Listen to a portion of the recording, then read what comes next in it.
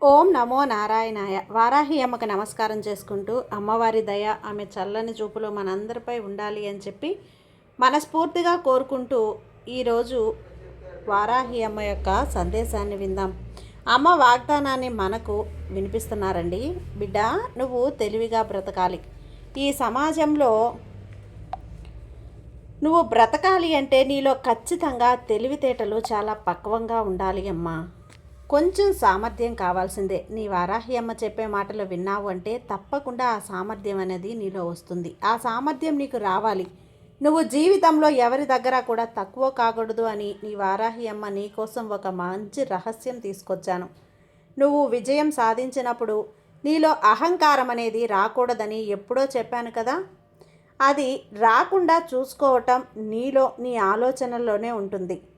మరి తరచుగా ఒక విషయం మర్చిపోతూ ఉంటావు. కానీ నీ గమ్యం చేరడానికి, నీ సంకల్పాన్ని నువ్వు సాధించుకోవటానికి మాత్రం ఎప్పుడూ కూడా మర్చిపోకూడదమ్మా. నువ్వు ఎవరి దగ్గర కూడా తలదించుకోవాల్సిన అవసరం లేదు. ఒక మనిషి ఒక ముఖ్యమైన విషయం గుర్తుంచుకోవాలి. ఈ ప్రపంచంలో ఈ జీవితం ఏదైతే ఉందో ఆ జీవితంలో నువ్వు పోరాడాలి, అలాగే ఏదైనా పొందాలి అంటే గనక ఖచ్చితంగా నువ్వు కాలం సహాయంతో వెళ్ళాల్సిందే బిడ్డ. కాలం ఎలా తీసుకెళ్తే అలా వెళ్ళి తీరాలమ్మా. కాలం ఇచ్చింది నువ్వు స్వీకరించి నువ్వు మనపక్వం నీలో రావాలి.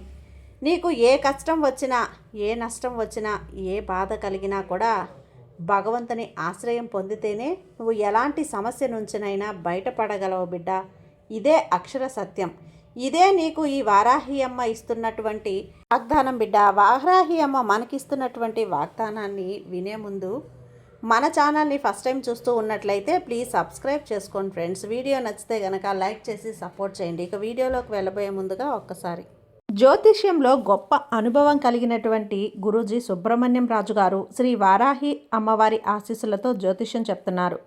ఈ గురువుగారు చెప్పింది చెప్పినట్లుగా జరుగుతుందండి. Contact number 7075662225. భార్యాభర్తల మధ్య గొడవలు, విదేశీ ప్రయాణం ఆలస్యం అవటం, ప్రేమ, పెళ్లి, సంతానం లేకపోవటం, కోర్టు సమస్యలు, గృహము మరియు కుటుంబ సమస్యలు, ధనం నిలకడగా లేకపోవటం, నమ్మిన వ్యక్తి మోసం చేయటం, స్త్రీలకు పురుషులకు సంబంధించిన గుప్త సమస్యలు ఎటువంటివైనా రోజుల్లో పరిష్కారం చేయబడును. మీరు ఎంతోమంది దగ్గర జ్యోతిష్యం మరియు పరిష్కారాలు చేయించుకొని నిరాశ చెంది ఉన్నట్లయితే ఒక్కసారి ఆదికొండ దేవతలైన కోయరాజు గారికి కాల్ చేయండి. కోయ గురూజీ గారు కొండదేవత పూజారి సుబ్రహ్మణ్యం రాజు గారు. Contact number 7075662225. మా జీవితంలో కూడా ఎన్నో మార్పులు జరిగాయండి, కాబట్టే నమ్మకంగా చెప్తున్నాను. జై వారాహి అమ్మ. ఇక వీడియోలోకి వచ్చేస్తే బిడ్డ, నువ్వు మొక్కుతున్నటువంటి నీకు ఖచ్చితంగా నాలోని సామర్థ్యాన్ని, శక్తిని నీకు ప్రసాదించడమే కాదు బిడ్డ, నీ సమస్యలను కూడా దూరం చేస్తాను. నువ్వు జీవితంలో మంచిగా ఎదిగేలా చేస్తాను. ఈ వారాహి అమ్మ ఆశీర్వాదం నీకు పరిపూర్ణంగా ఉండాలి అంటే సదా నువ్వు ఈ వారాహి అమ్మ నామస్మరణ చేస్తూ ఉండు. నీ వారాహి అమ్మని ఒక్కసారి తలుచుకుంటే నిన్ను చెయ్యి పట్టి 1000 సంవత్సరాల నుంచి దూరం చేస్తాను. తల్లి, ఎందుకో తెలుసా? ఒక జాలరి నీళ్ళల్లో నిలబడి వల వేసి చేపలు పడుతూ ఉంటాడు. విశాలంగా ఉంది కదా అని చెప్పి ఆ చెరువు మొత్తం కూడా చేపలు ఉంటాయి కదా. వల వేయగానే చేపలన్నీ వలలో చిక్కుకుంటాయి. కానీ జాలర కాళ్ళు దగ్గర ఉన్నటువంటి చేపలు మాత్రం చిక్కుకోవు, వలలో చిక్కుకోవు, బ్రతికి బట్టగడతాయి. అంటే భగవంతుని పాదాలను ఎవరైతే ఆశ్రయిస్తారో ఆ పాదాల దగ్గర ఆ భగవంతుని ఆశీర్వాదంతో పాటు ఎలాంటి సమస్యకైనా కూడా తావు ఉండదని అర్థం. కాబట్టి ఈ వారాహి అమ్మని నువ్వు సదా ఆరాధిస్తూ ఉండు. నేను నిన్ను కంటికి రెప్పలా కాపాడుకుంటూ ఉంటాను. నువ్వు చేసే ప్రతి పనిలో నిజాయితీ, మాట్లాడే మాటలో నిజం ఉంది. ఎందువల్ల అంటే నువ్వు వారాహి అమ్మని మొక్కిన బిడ్డవు, ప్రార్థించినటువంటి ఆరాధించినటువంటి బిడ్డవు. ఖచ్చితంగా నిజాయితీ పరురాలై ఉంటావు, ధర్మాన్ని ఆచరిస్తావు. నా బిడ్డలైన వారు ఎప్పుడూ కూడా అబద్ధం ఆడరు. ఎంత పెద్ద మనిషి అయినా కూడా నిజానికి భయపడాల్సిందే. అంతేకాని ఎప్పుడూ కూడా అబద్ధం మాత్రం ఆడరు. ఆ నమ్మకం నాకు ఉంది బిడ్డ. కాబట్టే కదా నా భక్తుల్నిగా చేసుకోవాలి అంటే నా అనుమతి కావాలి అనేది. ఇక నువ్వు ఎవరికైనా సాయం చేయటంలో ఎప్పుడూ వెనకాడవద్దు. కష్టంలో సాయం చేసేవాడు సామాన్యుడైనా సరే దేవుడి కంటే గొప్పవాడు. ఆ దేవుడే గర్వించే ఒక విషయం సహాయం దేవాలయంలో ఉన్న భగవంతుని పెట్టే దండం కంటే సాయం చేసిన వాడికి పెట్టే దండం దేవుడే స్వీకరిస్తాడని చెప్పి ఆ భగవంతుడే చెప్పారు కదా. ఇక వారాహ్యమ్మ ఎప్పుడు కూడా చెప్తూ ఉంటుంది కదా, సాయం చేసేందులో నా బిడ్డలు ఎప్పుడూ కూడా ముందుండాలి. అలాగే నోరు లేని జీవులకు ఆకలిగా అడగలేవు కదా, ఆకలి అన్నం పెట్టు అని అడగలేవు. మనుషులైనా సరే నువ్వే వాటి ఆకలి తెలుసుకోవాలి బిడ్డ. తెలుసుకొని ఎప్పుడు కూడా ఎక్కడైనా నోరు లేని జీవులు కనబడితే నీకు ఒంటరిగా కనిపిస్తే గనక నీ యొక్క సహాయం వాటికి ఉంది. అందుకే నీకంట ఒంటరిగా ఆ జీవులను కనపడేటట్లు చేశాను అని ఉదాహరణగా గుర్తుపెట్టుకొని ఎప్పుడూ కూడా నీ చేతిలో ఉన్నదో ఏదో ఒక ఆహారం పెట్టడానికి ప్రయత్నించు. ఇక నీ నాలుకని, కోపాన్ని, అలాగే నీ కోరికలని, ఈ మూడింటిని కూడా అదుపు చేసుకోవాలి. నీ నాలుకని అదుపు చేసుకుంటే, నాలుకని ఏంటి వారాహ్యమ్మ అదుపు చేసుకునేది అనే అనుమానం నీకు రావచ్చు. నాలుక అంటే నీ మాట బిడ్డ, నీ మాట తీరు అదుపు చేసుకోవాలి. నీ మాట తీరును మార్చుకోవాలి. నువ్వు అనవసరంగా మాట్లాడకూడదు. ఎక్కువగా నువ్వు అనవసరమైన మాటలు అనేటివి మాట్లాడకూడదు. అలాగే కోపంలో నిర్ణయాలు తీసుకోకూడదు. నీ కోపాన్ని ఇతరుల మీద నువ్వు రుద్దకూడదు. నీకు కోపం వస్తే గనక ఇతరులు వారు ఎందుకు తీసుకోవాలి చెప్పు? ఇతరులు నీ కోపాన్ని ఎందుకు భరించాలి? కాబట్టి ఆ కోపం వల్ల బంధాలు దూరం అయిపోతాయి. నీ ప్రశాంతత పోతుంది. నీకు ఇష్టమైన వాళ్ళు దూరం అయిపోతారు. నువ్వు అనుకున్నది సాధించలేకుండా పోతావు. ఎందుకో తెలుసా? కోపంలో అసలు నిర్ణయాలు తీసుకునే శక్తే ఉండదు తల్లి.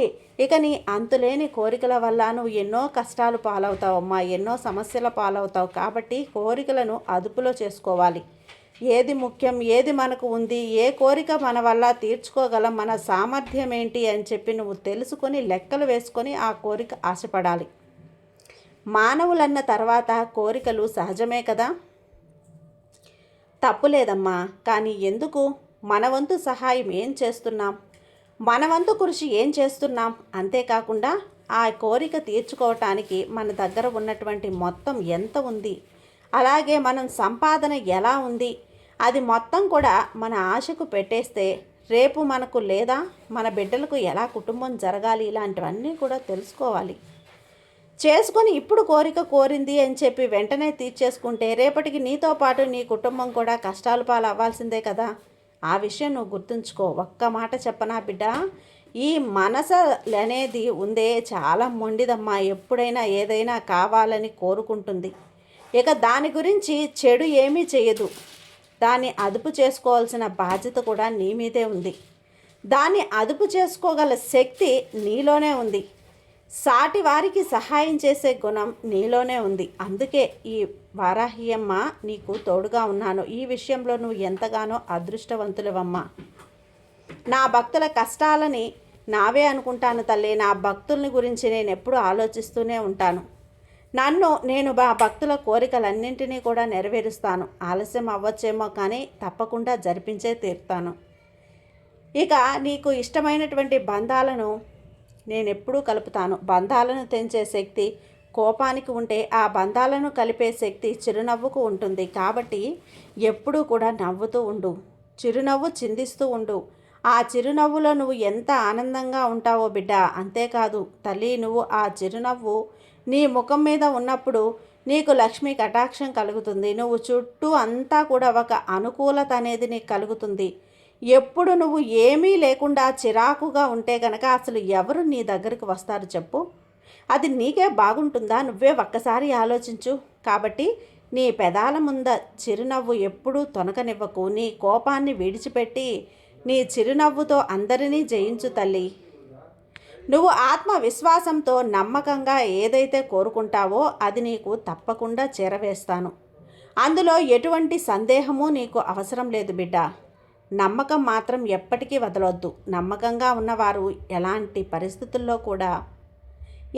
పరిస్థితుల్లో కూడా అన్యాయం అనేది అవ్వరు. ఆ నమ్మకం అనేది తప్పక గెలిపిస్తుందమ్మా. నీ గెలుపును నువ్వు వదులుకుంటావా చెప్పు? వదులుకోవద్దు. కాబట్టి సహనం, నమ్మకం అనేది గొప్ప మాటలు. ఆ మాటల్ని నువ్వు ఆలకించి చూడు. నీ జీవితం అద్భుతంగా ఉంటుంది. బిడ్డ, ఇవన్నీ కూడా నీ కోసమే. నీ వారాహి అమ్మ చెప్పిన మాటల్ని, నీ వారాహి అమ్మ చెప్పిన పలుకుల్ని కొట్టిపారేయకుండా ఆచరించు. నీ అమ్మ ఆశీర్వాదం ఎప్పుడూ నీకుంటుంది కదా. సర్వేజన సుఖినో భవంతు. జై వారాహి అమ్మ.